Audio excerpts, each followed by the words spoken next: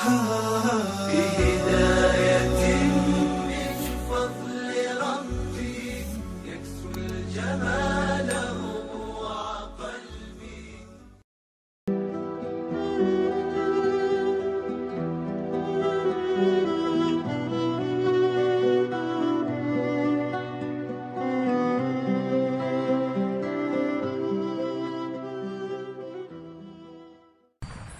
Ada sebagian orang ketika terjadi pergantian bulan, pergantian tahun, pergantian masa, dia bukannya mensyukuri itu sebagai nikmat Allah, tapi malah bertanya-tanya, untuk apa ya Allah buat ini semua?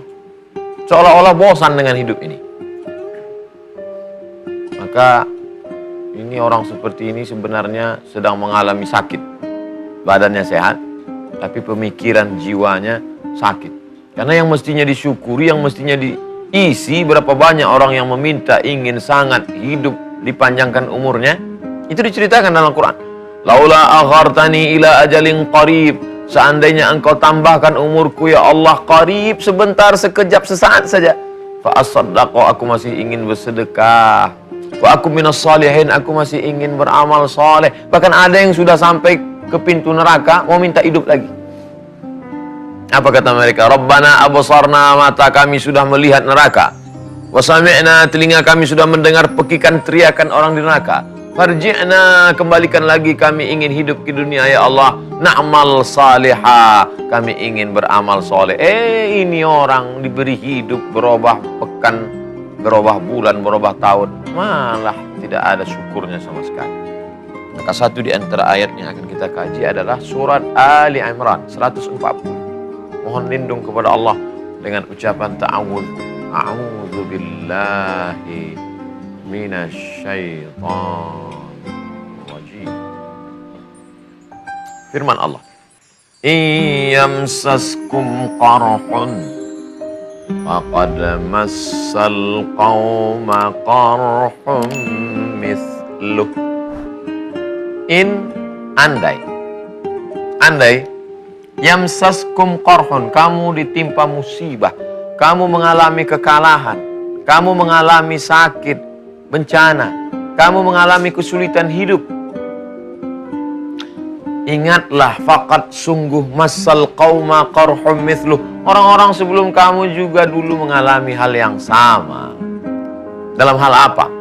Dalam hal dakwah. Sulit sekali berdakwah ini Pak Ustadz. Kami baru buat komunitas, ngajak teman-teman supaya hijrah. Malah kita dikucilkan, dituduh ekstrim, dikatakan radikal, dikatakan jahat, diejek, diolok-olok, dikatakan klaim mau masuk surga duluan. Belum ada apa-apanya dibandingkan yang dialami oleh Bilal bin Rabah. Belum ada apa-apanya dibandingkan dialami oleh Suhaib Ar-Rumi. Suhaib anak muda, merantau ke kota Makkah, bisnis, berhasil, menikah, punya anak. Apa yang terjadi ketika dia ingin hijrah? Kata sahabat-sahabatnya, Suhaib, dulu kamu datang kemari dalam keadaan tidak punya apa-apa, sekarang tinggalkan kota Makkah juga tidak bawa apa-apa. Pergi sana. Pergi Suhaib sebatang kara, tidak membawa apa-apa. Semua mengatakan Suhaib rugi. Sampai berita itu ke Nabi SAW. Suhaib rugi ya Rasulullah.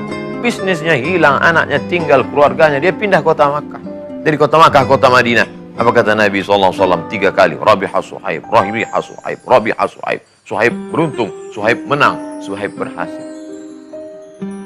Iyamsaskum qarhun, kalau kamu mengalami kesulitan, kesusahan, saya ini sakit nggak sembuh-sembuh Pak Ustadz, sudah berdoa, sudah makan herbal, sudah minta, tapi kenapa tidak juga? Adakah penyakitmu itu dibandingkan 10%, 0,5%-nya Nabi Ayyub alaihissalam? Belum ada apa-apa. Iyamsaskum qarhun, kalau kau mengalami kesulitan, maka orang sebelum engkau juga mengalami kesulitan yang lebih parah. Orang yang dikatakan Sayyidul Anbiya wal Mursalin, pemimpin para nabi dan rasul, tidak ada masuk surga kecuali dia duluan masuk surga. Tidak akan ada yang ditimbang amalnya kecuali dia dulu yang persilahkan. Tidak akan ada pengadilan di mahkamah di hadapan Allah Subhanahu wa taala di padang mahsyar sebelum dia memberikan syafaat. Tapi apa yang terjadi pada dirinya?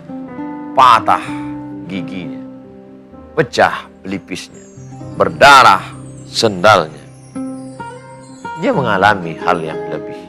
Iyamsaskum qarhun, Kalau kamu mengalami kesulitan, kesusahan, kepayahan, penderitaan, faqad massal qauma qarhun mithluh, maka orang-orang sebelum kamu. Oleh sebab itu ketika membaca Al-Quran, oh ini yang dialami oleh Yusuf alaihissalam.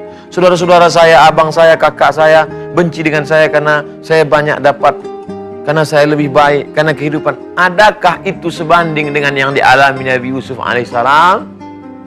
Dibawa oleh saudaranya, dilihat ada sumur tua, dimasukkan ke dalam, saudaranya mengambil darah, lalu menangis di depan ayah mereka, Yakub, lihatlah ayah saudara kami ditangkap.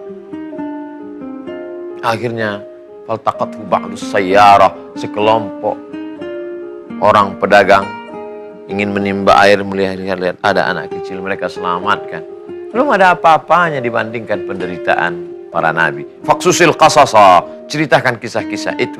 Untuk apa? La'allahum yatafakkarun. Mudah-mudahan dengan membaca kisah itu berpikir, terasa ringan bahwa beban kita ini tidak ada apa-apanya dibandingkan dengan yang diterima oleh para nabi dan rasul serta para wali-wali Allah yang dialami oleh Wali Songo dulu ketika menebarkan Islam, oleh orang-orang soleh dulu yang menyampaikan dakwah Islam.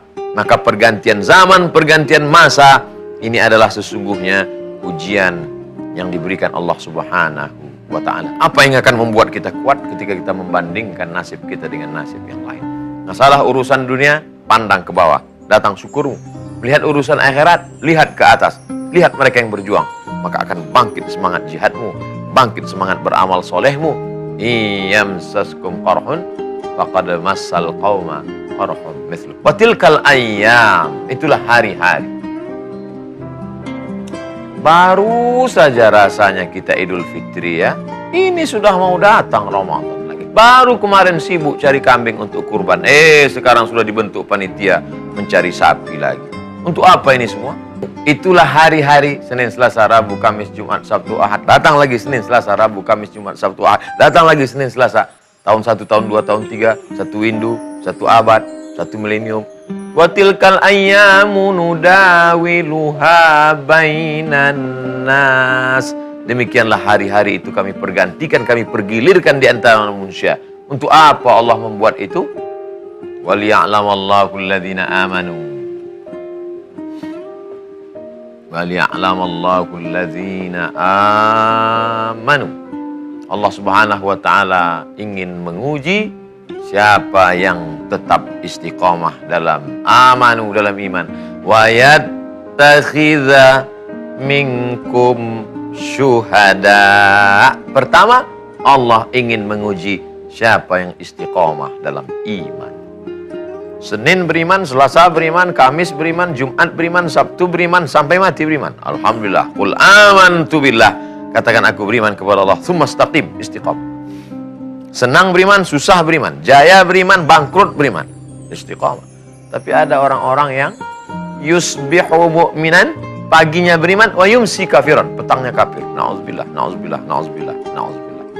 Allah pergilirkan zaman dan masa ini, tujuannya tidak lain untuk menguji siapa yang tetap dalam keimanan. Ayub alaihissalam, onta ada, kambing ada, sapi ada, istri ada, anak ada, harta ada, beriman. Hujan tidak turun, tanam-tanaman mati. Tanam-tanaman mati, sapi, kambing, onta tidak makan, mati juga. Gandum semuanya mati. Akhirnya tinggal berdua dengan istri. Penyakit pun datang silih berganti. Iman tetap ada. Hari berganti, musim berubah, iman tetap ada. Saat ada keluarga, iman tetap bertahan. Itu sebenarnya yang diinginkan Allah. Waliya'lamallahu alladhina amanu. Tak tahukah Allah bahwa orang ini kalau diuji beriman? Allah tahu. Allah tahu apa yang sebelum terjadi, apa yang sedang terjadi, apa yang akan terjadi. Wa na'lamu ma tuwaswisu bihi nafsu. Kami tahu apa yang berbisik dalam hatimu. Lalu kenapa Allah menguji saya? Tak tahukah dia saya? Allah tahu kamu. Lalu kenapa dia menguji saya? Allah uji kamu supaya kamu tahu tentang diri kamu, kira-kira layak atau tidak masuk ke dalam surga Allah Subhanahu wa ta'ala. Ketika kita sudah lulus, barulah kita berkata alhamdulillah. Karena pertolongan Allah Subhanahu wa ta'ala. Tidak ada gunanya baik di awal berakhir dengan su'ul khatimah. Bahwa di awalnya buruk, jahat, hitam, kelam, masih ada masa depan yang baik. Alaysa subuhu biqarib, di tengah gelapnya malam gulita, yakinlah bahwa masa pagi, subuh, terang, cahaya matahari akan tiba. Iman.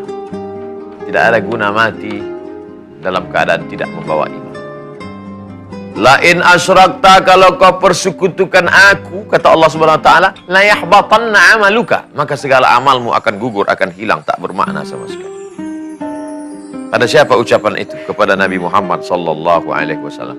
La yahbatanna amaluka, ka Muhammad sallallahu alaihi wasallam. Kalau engkau yang kekasih Allah, kalau engkau saja begitu, bagaimana dengan orang-orang yang amat sangat jauh level keimanannya dari Muhammad sallallahu alaihi wasallam.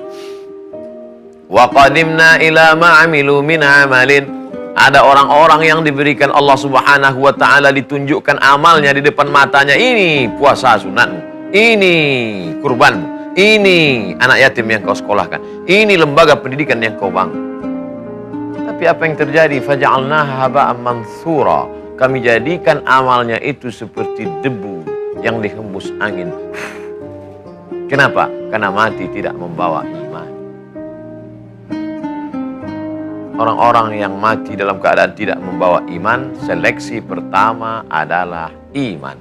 Iman inilah yang dipergilirkan zaman berganti, musim berubah. Masih melekatkah iman? Alhamdulillah. Apakah iman itu bisa terlepas? Bisa.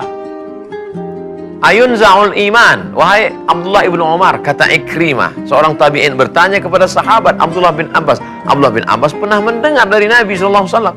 Ayun za'ul iman. Apakah iman itu bisa copot, bisa tanggal, bisa lepas dari badan? Abdullah bin Abbas menjawab dengan bahasa tubuh. Wasyabbaka baina asabi'ihi, dia jalin jari jemari. Summa naza'ahu, kemudian dia lepas. Hakadha yunza'ul iman, beginilah iman lepas dari badan. Hakadha yunza'ul iman, beginilah iman lepas dari badan. Iman lepas dari badan karena perbuatan. Kapan dia akan kembali lagi ke dalam? Intaba ada. Ketika orang itu bertobat, imannya kembali lagi masuk. Makanya ketika silap dan salah, astagfirullah, masuk. Iman udah agak-agak keluar. Yang dikhawatirkan apa? Malaikat maut datang mencabut nyawa dalam keadaan iman sedang di luar, mati. Husnul khatimah. Makanya selalu kita ucapkan, Allahumma ja'al akhira kalamina inda intihai ajalina. Jadikanlah akhir kalam kami ketika ajal kami sampai, kalimat yang keluar dari mulut kami, la ilaha illallah. Laqinu mautakum, talqinkan orang yang mau sakratul maut. Bisikkan ke telinganya, la ilaha illallah. Wa yattakhidha minkum syuhada. Satu, iman. Dua, syahid. Allah ingin kamu mati syahid. Adakah gunanya syahid kalau tidak ada iman? Tak ada gunanya. Iman tanpa syahid masih bermakna. Syahid tanpa iman tak ada gunanya. Berapa banyak orang mati syahid? Tidak disebut syahid. Tapi kalau sudah dapat iman, dapat syahid, Masya Allah, nyawa keluar dari jasad seperti cubitan di kulit. Tidak merasakan sakratul maut. Tidak merasakan pertanyaan malaikat mungkar nakir. Tidak merasakan hisab. Dan yang keempat, masuk langsung ke dalam surga. Dan mereka tidak dikatakan mati. Mati Hamzah, mati mereka. Wala taqulu liman yuqtalu fi sabilillahi amwat. Jangan kamu katakan mereka mati. Bal ahya, mereka hidup. Walakin la tash'urun. Tapi kamu tak merasakan kehidupan mereka. Syahid, satu orang. Kalau banyak orang, syuhada, makam para syuhada. Apa arti syahid? Artinya syahid. Syahid artinya melihat. Syahid, saya melihat. Kenapa orang mati ini disebut dengan syahid, melihat? Karena dia melihat tempatnya di surga. Sebelum malaikat mencabut nyawanya, malaikat mengepakkan sayapnya. Dikepakan sayap itu terlihat tempatnya dalam surga. Saat melihat itu dia pun tersenyum. Saat tersenyum itulah ruhnya keluar, dicabut malaikat. Makanya rata-rata yang mati syahid tersenyum. Kenapa? Melihat tempatnya di surga. Syahid maknanya masyhud, disaksikan. Masyhud disaksikan. Syahid menyaksikan. Masyhud disaksikan. Siapa yang menyaksikan mereka? Mereka disaksikan oleh para malaikat. Ketika terjadi perang Uhud, selesai peristiwa Uhud terjadi, 3.000 pasukan musyrik Makkah mengepung, menghajar pasukan Rasulullah SAW. Kalah. Selesai, pasukan Abu Sufyan dipimpin panglima perang mereka pulang, dicari jenazah. Terdapat satu jenazah, dialah yang disebut dengan Ghasilul Malaikah. Di tengah kering kerontangnya jazirah Arab yang panas pasir, tapi terlihat di sana basah jenazahnya. Hanzalah. Ya Rasulullah, kenapa jenazahnya basah, menetes air dari rambutnya? Tanya keluarganya. Kenapa tiba-tiba begitu? Ternyata Hanzalah tadi malam pengantin baru. Menjelang pagi datang Rasulullah SAW manggil, Hanzalah, ayo kita perang Uhud. Langsung keluar, tak sempat mandi wajib. Meninggal dia. Dimandikan oleh para malaikat. Kata Nabi, Rasulul Malaikah, dia dimandikan malaikat. Orang mati syahid tidak dimandikan jenazahnya. Maka anak cucu Hanzalah disebut dengan Ya ibna Ghasilil Malaikah, wahai engkau yang kakek moyangmu dulu dimandikan oleh para malaikat. Ustaz salah ngomong ini.